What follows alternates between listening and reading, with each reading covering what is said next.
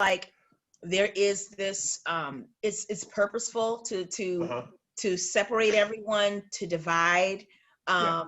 you know, and it's sad. And the thing Yeah. is, at this point, there's so much that has happened. I don't see us growing back in the same way or unifying in the same way ever again, because there's some things, it's kind of like an abusive relationship. There's certain things that you do that you're gonna always look at that person side eye, even if you say, okay, I'm gonna take you back, you said you were going to do better. Even if you decide to go back, there are certain things that Yeah. that you will never forgive them for, or that you will never let slip again. You know what I'm saying? And you'll always look at them like that bitch. Yeah. Right. Yeah. Yeah. Yeah. So I don't know. And I think, I know for me personally, it was very hard, coming to terms with that, because I know people who say, oh, you know what, we're going to elect Biden and we're going to go back to the way things were. I need things to go back to the way they were. It wasn't perfect, but my thing is, like I said, there's just some things I'll never be able to excuse. I'm just, Well, and I don't know if that's a good thing or a bad thing. You know what I'm saying? Well, I think,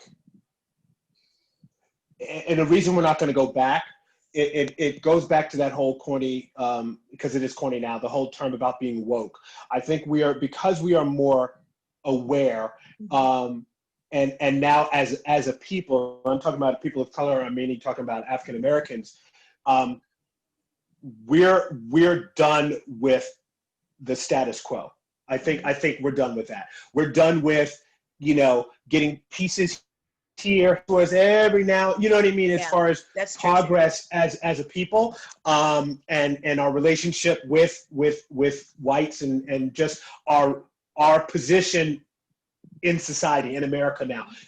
That's changing, right? So there's stuff that we are not going to ever tolerate, and we're talking about on a policy level. I'm talking about on a policy level. So so after, I mean, it's going to be different, and I'm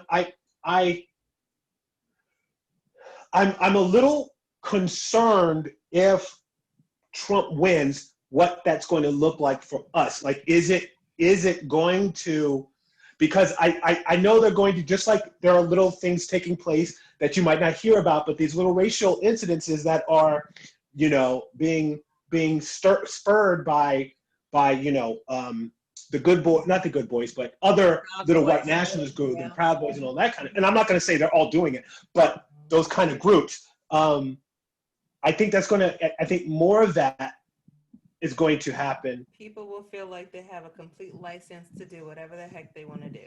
Right. And, honestly, and when we're talking about a new way of thinking and being, my concern is that, well, I can't speak for everybody. Let me just say this.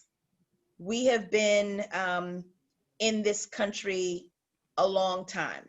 So, some of our generations were, what they call binyas. That weren't not everyone was slaves. Okay.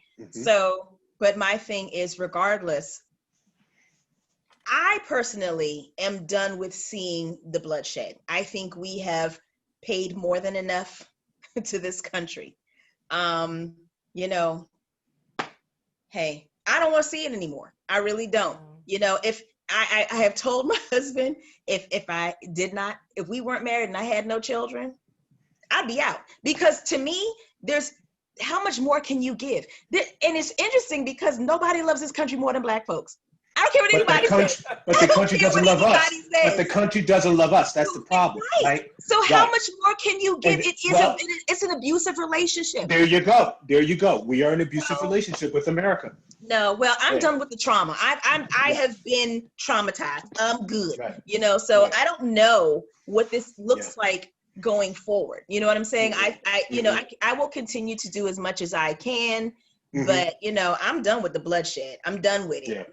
So I don't know. Well, I look at this too, though. But look, there's power in our vote. Our vote. Yes. We got to do it, folks. We got to.